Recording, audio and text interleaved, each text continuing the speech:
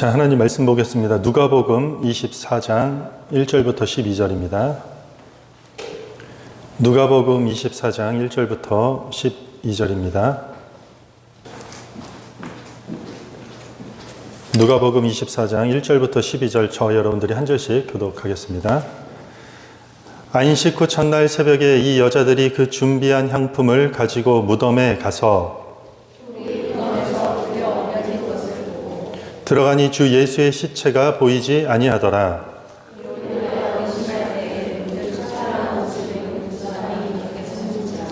여자들이 두려워 얼굴을 땅에 대니 두 사람이 이르되 어찌하여 살아있는 자를 죽은 자 가운데서 찾느냐.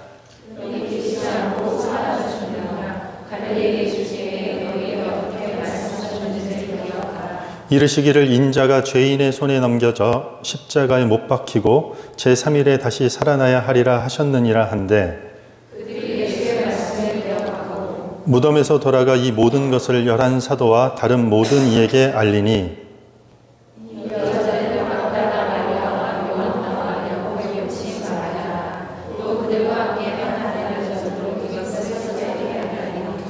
사도들은 그들의 말이 허탄한 듯이 들려 믿지 아니하나 베드로는 일어나 무덤에 달려가서 구부려 들여다보니 세마포만 보이는지라 그 된 일을 놀랍게 여기며 집으로 돌아가니라.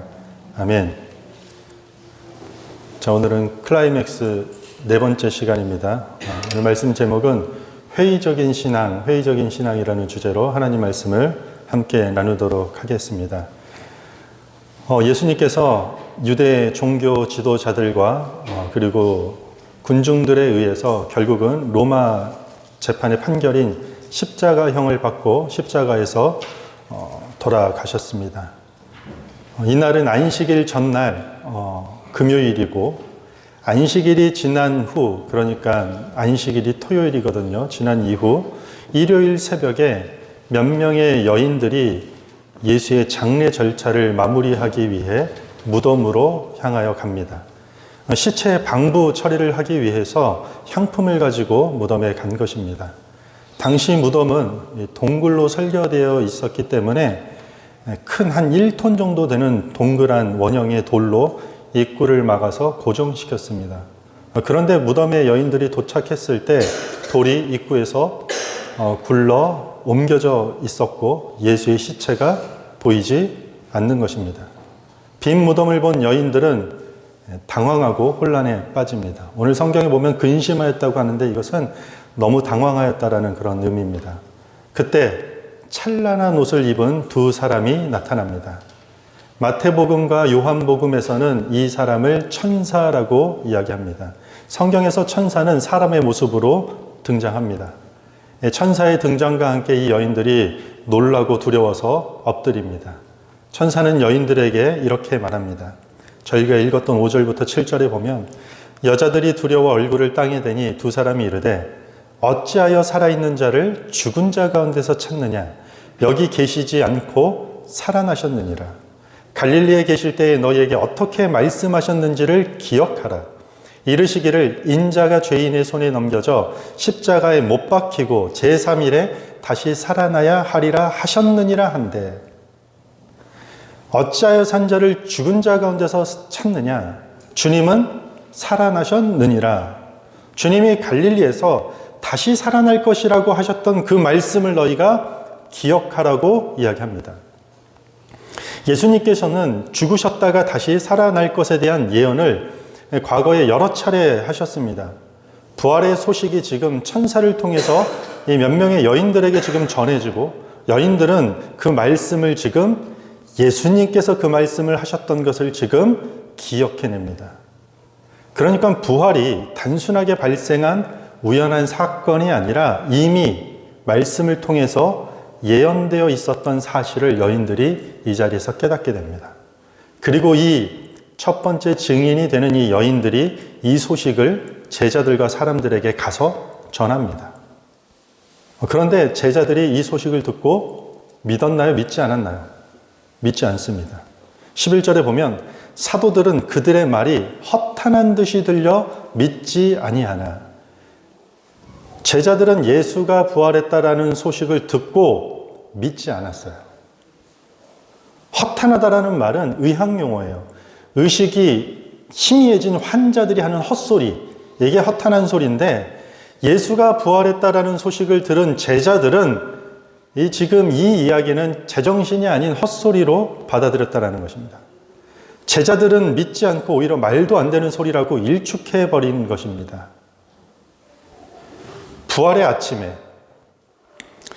예수의 제자들이 부활의 소식을 듣고, 그래, 주님이 전에 말씀하신 대로 다시 살아나셨구나. 그래, 역시 우리 주님이시구나. 우리를 생명으로 인도하는 구원의 그분이 맞구나 하면서 제자들이 찬양하고 기뻐하고 예배하고 영광 돌리지 않았다라는 것이에요. 오히려 예수의 부활 소식을 듣고 제자들이 뭐라고 했다고요? 그거 헛소리야.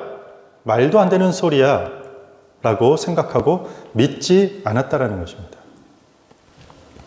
저희가 예배 시작할 때 사도신경으로 예배를 시작합니다. 사도신경은 우리가 소리내서 낭독함으로써 신앙을 고백하는 것이에요. 그래서 고백문이에요. 우리 신앙의 고백문이에요. 그런데 후반부에 가면 우리가 뭐라고 고백했죠? 십자가에 못 박혀 죽으시고 장사한 지 사흘 만에 죽은 자 가운데서 다시 살아나셨으며 몸이 다시 사는 것과 영원히 사는 것을 믿습니다. 아멘.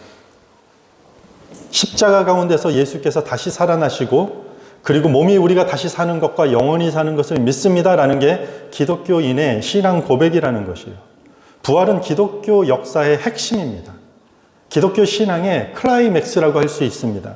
부활을 근거로 오늘날 우리가 예배드리는 이 교회가 세워졌습니다. 부활이 없다면 기독교 역사도 존재하지 않을 것이고 교회도 존재할 수 없을 것입니다.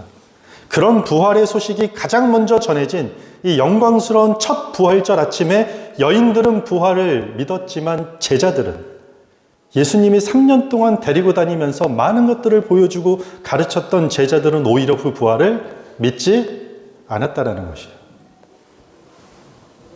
여러분들은 부활을 믿으십니까?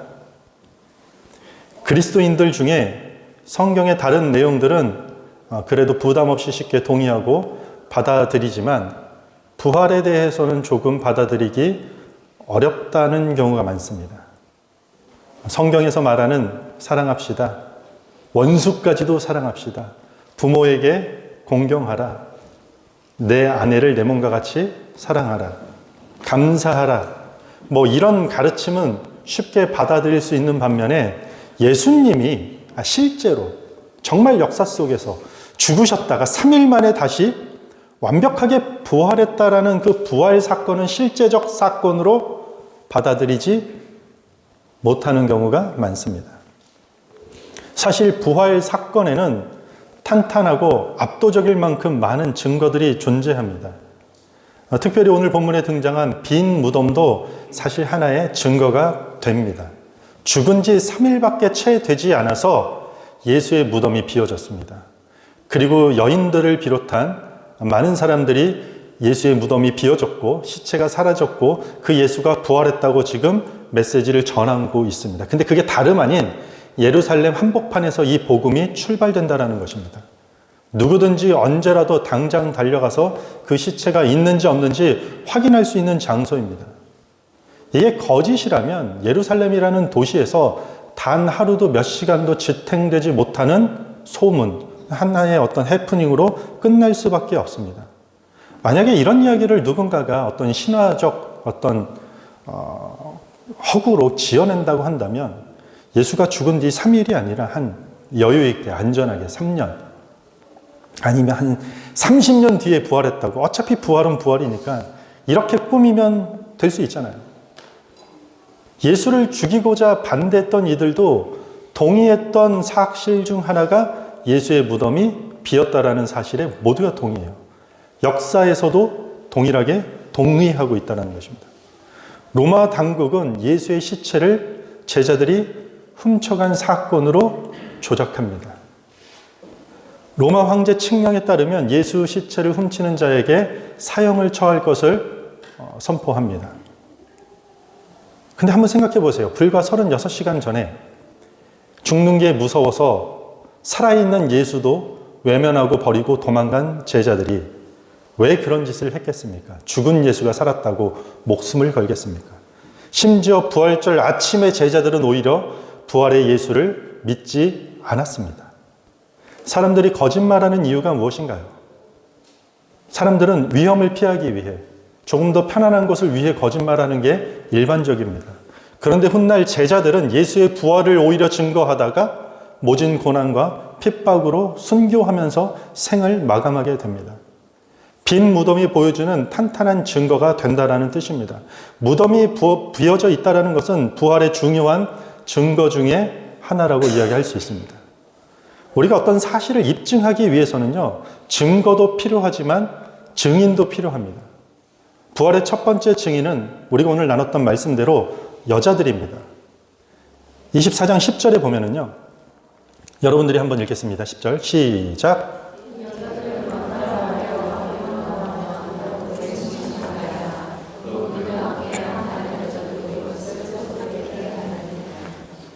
막달라 마리아와 요한나라는 여인과 똑같은 이름의 마리아인데 야고보의 모친 마리아, 또 그들과 함께한 다른 여자들도 있었어요.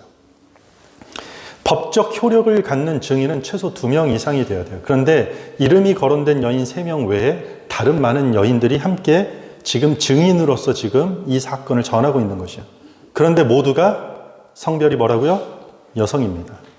1세기 문화에서 여성은 핵심적인 증인으로 설 수 없었어요. 아동, 여성, 인권이 없었기 때문이에요. 여성이라는 이유로 증인으로서는 여성이 하는 말에는 신뢰성이 항상 떨어진다라는 편견이 있었고 설득력이 없다라는 인식이 강했던 시기였던 것입니다. 그래서 제자들조차도 예수님의 부활을 전하는 사람이 하필이면 여인들이 우르르 몰려와서 전하는 증언이라고 하기 때문에 크게 귀를 기울이지 않았던 것입니다. 만약에 이것도 마찬가지예요. 거꾸로 이 부활 사건을 날조했다면, 허구로 만들어냈다면 당시에 어느 누구가 첫 번째 증인을 여인들의 이름을 열거하겠습니까? 다 남자로 하는 것이 거짓으로 꾸미기에 훨씬 더 타당하겠죠. 그런데 부활의 첫 번째 증인은 여성이었다는 것입니다. 이 부활의 첫 번째 증인이 여성이라는 것은 사실 성경 전체에 아주 큰 의미를 담고 있습니다. 예수님이 이 땅에 처음 성육신, 이 땅에 오셨을 때, 탄생했을 때 첫 번째 목격자들이 있습니다. 혹시 기억나십니까? 베들레헴 지경 밖에서 양을 치던 목자들이에요. 이 목자들의 특징이 뭐냐면 제사를 드리는 시기에, 그러니까 그들은 제사에 필요한 양을 키우기 위해 자신들은 제사를 드리는 시기에 제사를 드릴 수 없었던 사람들이에요. 예배 드릴 수 없었던 사람들을 이 땅에 오신 예수 그리스도를 경배하는 최초의 예배자로 부르셨습니다. 그게 목자들을 부르신 이유예요. 그리고 예수님께서 부활 이후에 증인이 될 수 없는 여인들을 부활의 최초의 증인으로 지금 부르셨다는 것이에요. 이게 성경 전체를 관통하는 하나의 하나님의 방법입니다. 작은 자를 통해서 큰 일을 전하는 것이에요. 소외된 자를 통해서 모두를 끌어안는 그 사랑을 전하는 것이 성경의 방식이라는 것이에요. 오히려 작은 자를 통해 하나님 나라가 선포되고 확장되는 성경의 일관된 증거가 되는 것이에요. 뭐가요? 최초의 증인이 힘없고 소외되고 연약한 여인이었다는 것입니다. 뿐만 아니라 또 하나의 증거가 본문에 등장합니다. 말씀입니다. 말씀. 천사들이 여인들에게 한 가지 증언을 합니다. 그런데 증언할 때 이렇게 얘기해요. 예수가 갈릴리에서 다시 살아날 것이라고 하셨던 그 말씀을 너희가 기억하지 못하느냐? 다시 살아날 것이라고 하신 예수님의 말씀을 기억하라고 천사가 전하는 것이에요. 그러니까 여인들이 천사의 말을 듣고 지금 부활을 받아들인 것이 아니라 천사의 입술을 통해서 주님께서 하신 그 말씀을 기억해내라는 그 메시지를 듣고 그 부활을 믿게 되었다는 것이에요. 부활이 단순히 발생한 우연한 사건이 아니라 뭐라고요? 이미 말씀으로 예견된 사실이라는 것을 깨닫게 되는 것이에요. 우리가 만약에 살다가 어떤 뭔가 설명할 수 없는 신비한 일들, 기적이 될 수도 있겠죠. 뭔가 우연한 어떤 일들이 발생한다면 그것이 선한 것인지 악한 일인지 우리가 구별하기 위해서 반드시 필요한 게 말씀이라는 것이에요. 말씀.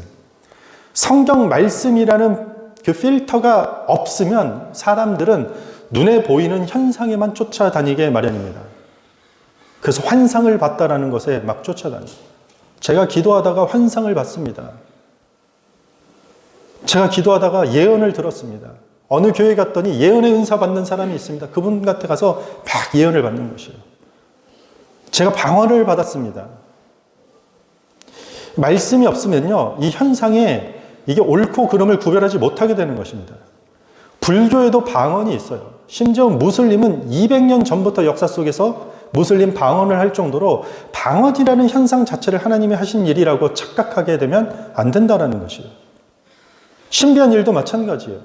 우리가 출애굽기 보면은 모세가 지팡이를 들고 바로의 왕 앞에 씁니다. 그 지팡이가 뱀으로 변해요.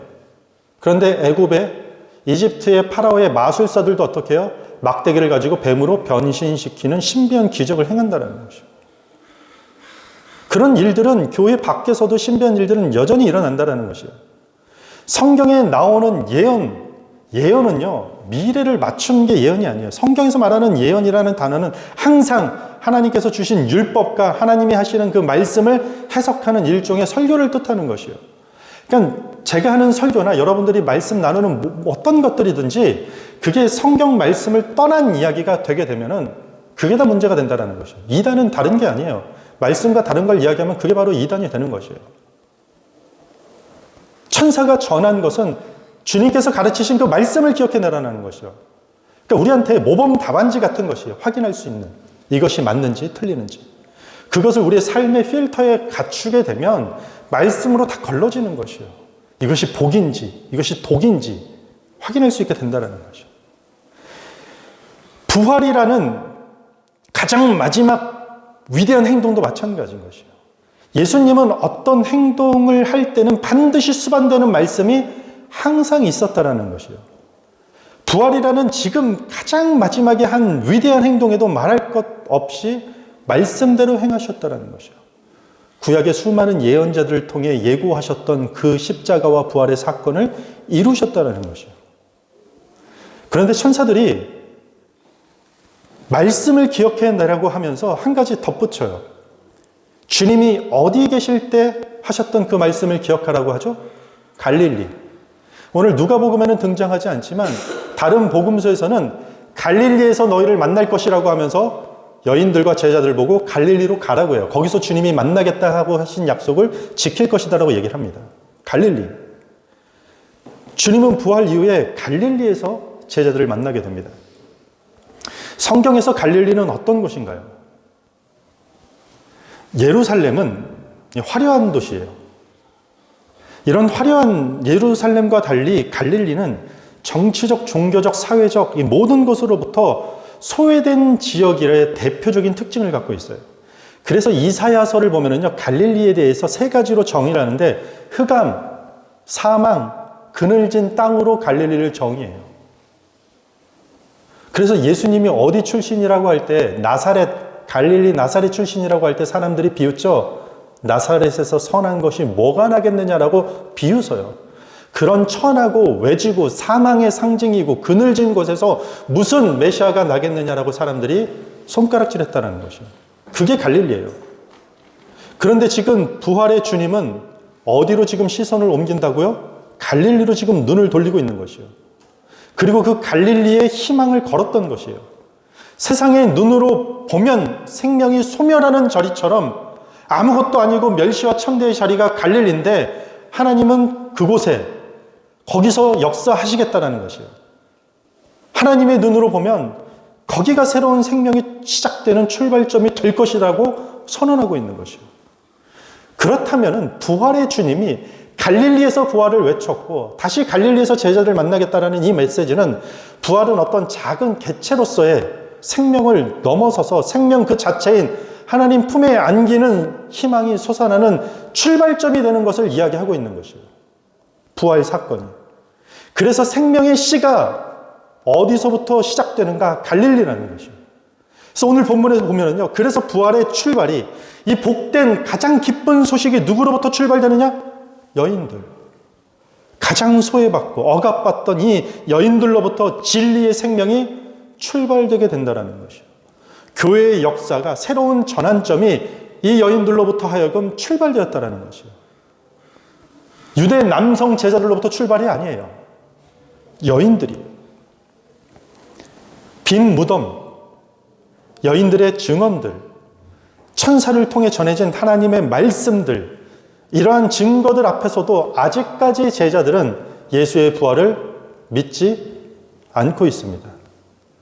주님이 가르치셨던 말씀들과 행하신 일들에 대한 존경과 그리움은 남아 있을 수 있겠지만 죽은 육체가 다시 부활했다라는 그 사건에 대해서는 매우 회의적인 자세를 갖고 있었다는 것입니다.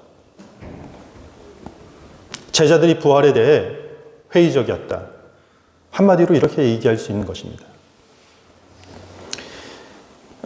오늘 말씀 제목이 회의적인 신앙이에요. 이 회의적이라는 단어를 조금 명확히 하면 좋겠습니다. 회의적이라는 단어는요, 의심하다라는 뜻이에요. 사전적인 단어로. 의심하다라는. 진리로 그것을 받아들이지 않고 의심한다라는 단어가 회의적이라는 단어예요. 이 회의적이라는 단어의 이 영어 단어 skeptic은 어원이 바라보는 것이요. look, view, 뭐 이런 뜻이에요. 여기서 왔어요. 어떤 것에 대해 의심하지만 바라보면서 그것에 대해 충분한 근거가 없어서 보류하는 상태가 회의적인 것이에요. 그냥 바라보면 바라보는데 어떤 근거나 충분한 근거나 증거가 충분하지 않기 때문에 일단 그것을 진리로 받아들이지 못하는 상태가 회의적인 사람들의 특징이에요. 그러니까 이 말은 거꾸로 이야기하면 충분한 근거가 있으면 계속해서 지켜보면서 그 근거가 충분해지면 그 의심이 바뀔 수 있다 없다? 있다라는 뜻이에요. 그런데 우리는 이와 비슷한 말을 혼동하는 경우가 있어요. 그게 뭐냐면 비관적이다라는 단어예요. 비관적이다라는 말이 뭔가요? 사람과 사물에 대해서 최악으로 단정짓는 게 비관적이다라는 단어예요. 그것에 대한 증거나 근거가 충분해도 전혀 고려하지 않는 것. 이것이 비관적이라는 단어의 뜻이에요. 그래서 비관적이다라는 사람이 뭔가요? 어떤 사건의 진위 여부가 상관이 없어요. 이 사람이 왜 그 말을 했는지, 어떤 의미에서 했는지, 지금 상황이 어떻게 돌아가는지 듣지 않아요. 그냥 최악이라고 평가하고 재단해버리는 것이죠. 내 생각에, 내 기분에. 내 경험에 비춰보니까 이건 아니야. 왜? 아니라면 아니야. 척하면 척이지 아니야. 어떤 증거나 근거를 받아들이지 않는 상태가 비관적이다라는 것이죠. 제자들은 부활에 대해 무조건 받아들이지 않는 비관적이었던 태도가 아니라 회의적인 신앙을 갖고 있었다는 것이죠. 아직 이것들만으로는 충분히 자신들을 설득하거나 그 의심을 전환시킬 만한 근거가 되지 못해서 그냥 당분간 지켜보는 상태였다는 것이죠. 그냥 안 믿겠다라고 부정적으로 단정 지은 것이 아니에요. 아무리 바라보기에 내가 생각하기에 충분한 근거가 없어서 의심하고 있었다는 것이죠. 그 중에 베드로가 돌발 행위 같은 일을 합니다. 뭔가 쉽게 이 부활의 소식을 여인들로부터 전해 듣고 바로 넘겨듣지 못하고 무덤으로 달려갑니다. 12절 한번 보겠습니다. 함께 읽습니다. 시작.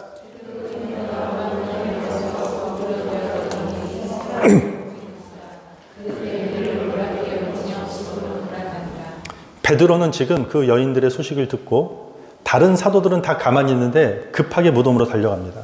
그리고 여기 보면 구부려 들여다보았다라는 단어가 있어요. 이게 헬라어로 파라킵토라는 이 일종의 어떤 구어체인데 두 가지 뜻이 있습니다. 호기심에 들여다보기 위해 몸을 구부리다라는 뜻이에요. 그리고 또 한 가지 지적으로 무언가를 알아내기 위한 행동을 뜻할 때 쓰는 단어예요.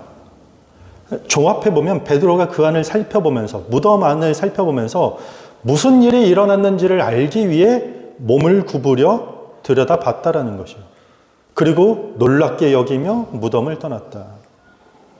머리가 매우 혼란스러워졌다라는 뜻이에요. 베드로는 주님이 부활하실 거라는 그 과거에 들었던 말씀을 기억하겠죠. 그런데 그걸 그대로 받아들이지 않고 아마도 비유적으로 해석했을 것입니다. 많은 유대인들이. 그는 부활에 대해 믿지 못했지만 여인들의 증거와 빈 무덤을 보고 조금씩 혼란스러워지기 시작했다라는 것이요. 베드로는 아직까지는 회의적이었습니다. 아직까지 그에게는 충분한 근거가 없어서 의심하는 것이지만 자신이 설득될 만한 충분한 근거가 생기면 언제든지 태도가 바뀔 수 있는 것을 고려할 수 있는 상태에 머무르게 되었다는 것입니다. 여러분들의 신앙이 비관적이면 절대 안 됩니다. 기독교의 가장 중요한 핵심인 부활에 대해서 우리는 비관적인 태도를 띠면 절대로 되지 않습니다. 어떠한 증거와 근거도 고려하지 않고 조금 더 합리적으로 생각하지 않고 조금 더 역사적 기반을 근거로 살펴보지도 않고 무조건 부활에 대해서는 아니다, 일어날 수 없는 일이다라는 그 비관적인 태도가 있다면 아주 위험하다라는 것이에요. 무조건 최악으로 사람과 사물을 판단하는 그 불신하는 비관적인 태도가 있다면 당장 떨쳐내셔야 됩니다. 비관적인 신앙, 비관적인 그리스도인은 있을 수 없습니다. 하지만 회의적인 신앙은 있을 수 있어요. 회의적인 그리스도인은 있을 수 있다는 것이요. 만약에 부활에 대해 저와 여러분들이 누군가가 회의적이라면 부활에 관한 증거와 근거와 가치를 계속해서 바라보는 행위가 필요하다는 것이요. 반드시 그 회의적인 태도에 변화가 생길 것이라 저는 확신합니다. 저는 어려서부터 목사 아들로서 교회에 오랫동안 있었습니다. 저는 장성하면서 부활에 대해 아주 회의적이었어요. 다른 것들은 다 그냥 평이하게 받아들일 수 있겠는데 진짜 예수님이 이 바디가 정말 육체의 부활을 했느냐? 죽었는지 3일이나 됐는데 이게 가능한가? 저는 받아들이지 못했습니다. 회의적인 신앙으로 오랫동안 고민하고 그 안에 갇혀 있었던 시기가 제법 됩니다. 그런데 가만 돌아보니 내가 회의적인 신앙이었나 아니면 내가 비관적인 신앙이었나? 저는 돌아보니 비관적이었더라고요. 어떠한 증거나 근거를 알아보려는 의지도 없었고 그것들을 나열해놓고서 충분하지 않기 때문에 보류도 하고 있는 나름 성숙한 회의적인 신앙이 아니라 그냥 알아가려는 것도 귀찮고 알아가려고 하는 노력도 하지 않은 상태에서 그냥 내가 아는 지식의 한계에서 아니야, 무슨 말도 안 되는 소리야, 제 마음속에. 돌아보니 회의적인 신앙이 아니라 아주 비관적인 태도로 살았던 적이 있었던 것입니다. 회의적인 신앙으로 바뀐다라는 것은 머지않아서 그 복음의 메시지가 우리 삶에 침투해 오는 것을 경험할 수밖에 없어요. 여러분들 마음 잡고 성경을 한번 읽어보셨습니까? 마음 잡고 여러분들 한번 무릎 꿇고 하나님 앞에 기도해 본 적이 있습니까?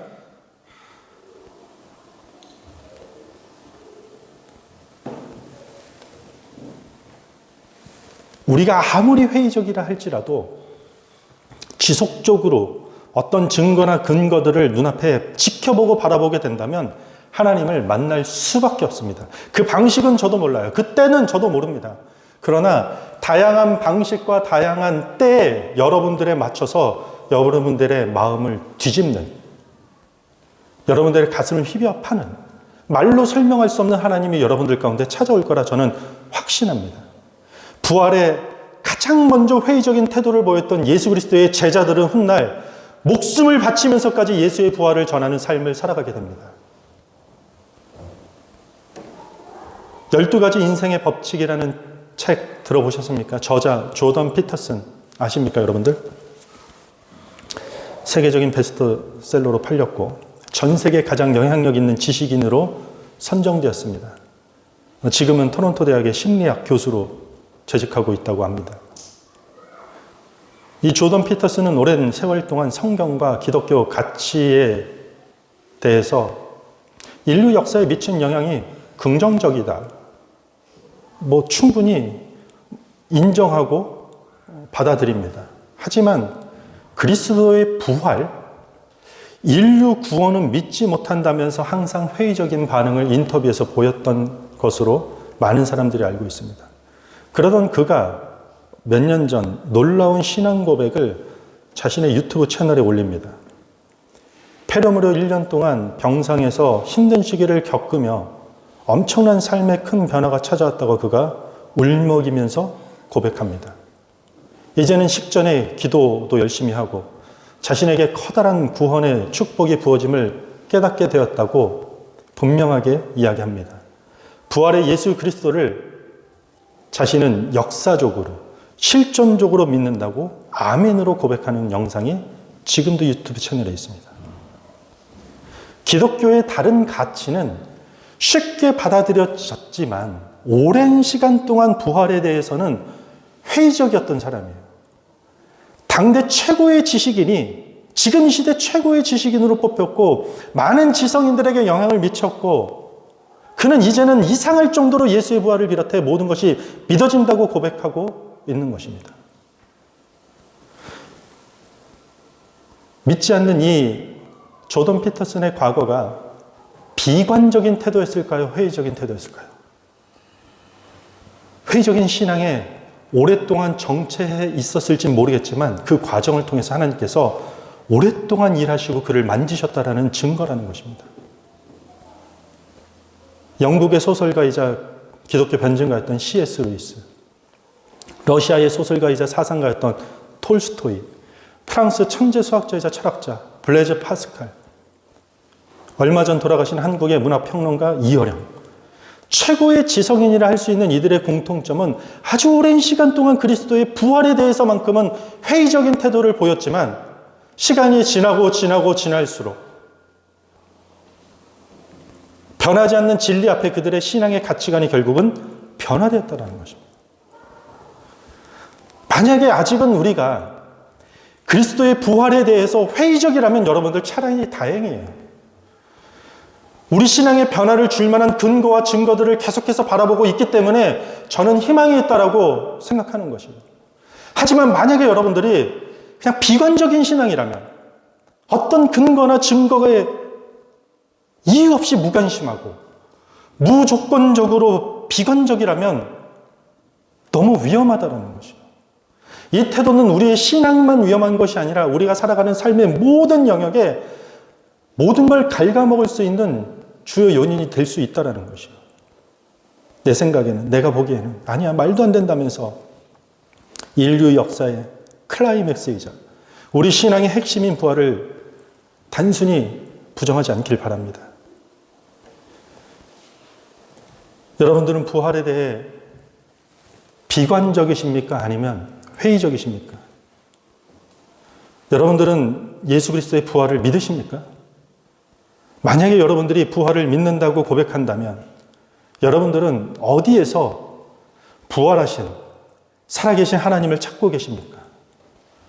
무덤가에서 여인들을 향해 천사가 얘기하였던 어찌하여 산자를 죽은 자 가운데서 찾느냐라는 천사의 질문은 오늘 이 시간 우리에게 던지는 아주 도전적인 질문입니다. 우리는 부활을 믿는다고 하면서 부활을 믿는다라는 사람들 중에 종종 죽은 자들 가운데서 하나님을 찾기 때문입니다. 역사적 문헌처럼 성경을 연구하고 극장에서 관람하는 것처럼 교회에 다니고 예수는 훌륭한 스승이고 기독교 진리가 나름 의미가 있다는 것에서만 멈춘다면 우리는 죽은 자 가운데서 예수를 하나님을 찾고 있는 것입니다. 이것은 부활을 온전히 믿는 것이 아니라 아직 부활에 대해 회의적인 신앙이라고 할 수 있습니다. 우리가 진정으로 부활을 믿는다면 갈릴리에서 하나님을 찾아야 할 것입니다. 그리고 우리 삶의 갈릴리라는 그곳에서 하나님을 우리는 만날 수 있을 것입니다.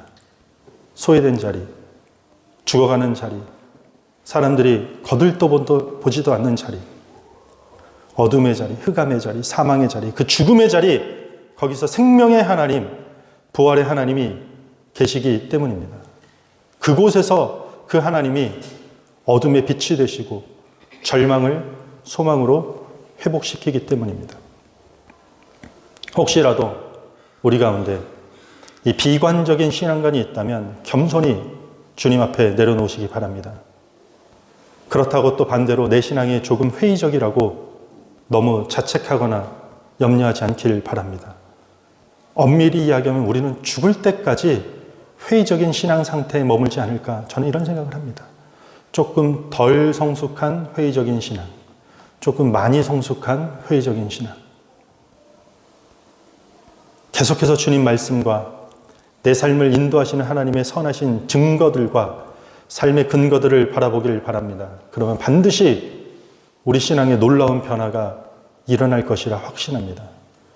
우리의 회의적인 신앙이 돌이켜지도록 주님이 오늘도 일하고 계시기 때문입니다. 말씀을 정리하겠습니다. 우리 이렇게 한번 따라하면 좋겠습니다. 주님이 부활하셨습니다.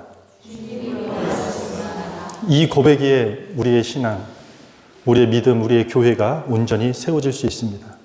주님이 부활하셨습니다라는 이 고백을 통해 우리가 주님을 만날 수 있는 자리, 그 부활의 생명이 꽃피우는 자리로 나아갈 수 있을 것입니다. 그리고 그곳에서 우리는 슬픔을 기쁨으로, 절망을 소망으로, 고통을 영광으로 변화시키는 부활 신앙이 가득 채워지는 교회와 성도가 되기를 주님의 이름으로 축복합니다. 다 같이 자리에 서서 우리 함께